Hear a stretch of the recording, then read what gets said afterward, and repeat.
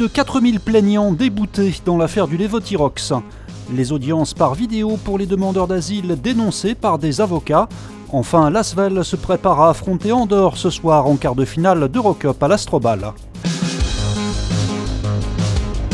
C'est une décision qui est décevante, qui a été rendue. Une déception à la mesure de ce procès hors norme dans l'affaire Levotirox. Les 4113 plaignants ont finalement été déboutés aujourd'hui. Le jugement a été rendu cet après-midi.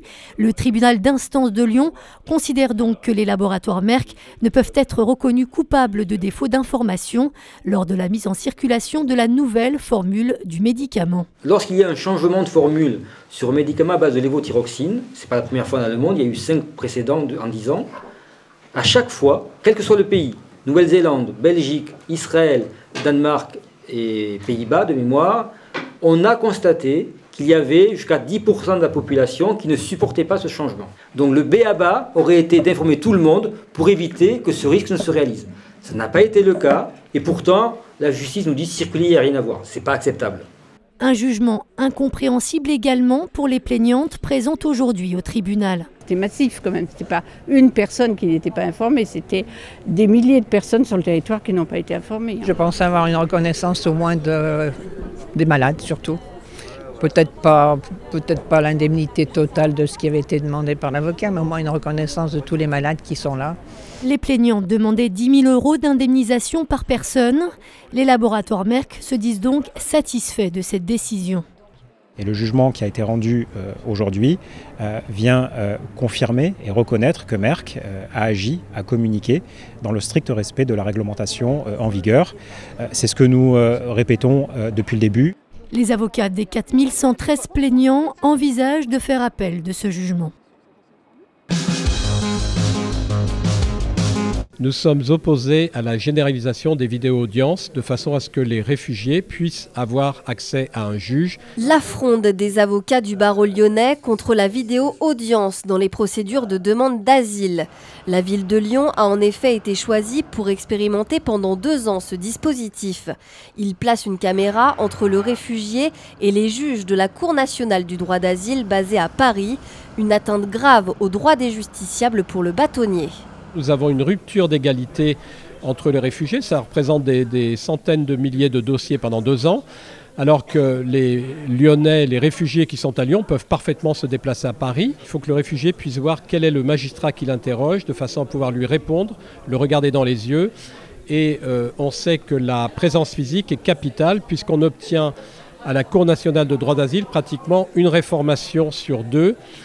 Un accès donc au statut de réfugié. Ces procédures judiciaires sont suivies de près par des médecins chargés d'évaluer l'état physique et psychique des demandeurs d'asile. Ils dénoncent également l'utilisation de ces vidéos-audiences. Quand vous avez une femme qui éclate en sanglots, qui vous raconte qu'elle a été violée et que personne n'est au courant et que c'est la première fois qu'elle le dit, on sait très bien que ça, ce qu'ils nous disent au bout d'1 heure d'entretien et où on a tissé une confiance mutuelle, ils ne le diront pas devant une caméra. Et donc c'est une perte de chance totale pour ces demandeurs d'asile de la région. Le barreau de Lyon a donc déposé un recours devant le Conseil d'État pour obtenir l'annulation de ce décret. Tomáš Berdych officialise sa participation à l'Open Park. Le Tchèque sera présent à la 3e édition du tournoi sur terre battue, prévu du 18 au 23 mai prochain au parc de la Tête d'Or. Le joueur, 81e au classement ATP, est annoncé comme l'un des poids lourds de cette compétition, tout comme l'Américain John Isner et le Français Jo-Wilfried Tsonga, présents eux aussi.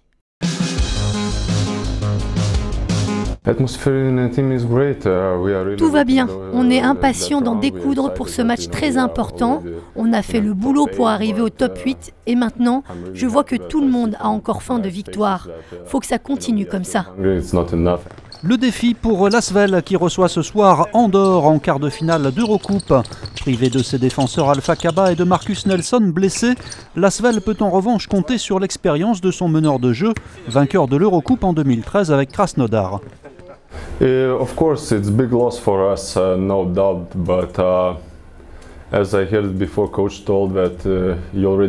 Il n'y a pas de doute. Les blessés dans notre effectif, c'est une grosse perte, ce n'est pas une bonne nouvelle. Mais le coach l'a dit, on n'a jamais été vraiment au complet depuis le début de la saison. Et on a toujours montré, malgré ça, qu'on était capable de répondre présent. Je crois que chacun va s'efforcer d'élever son niveau et de donner son maximum. Coup d'envoi du match Asvel-Andorre à 20h30 à l'Astrobal.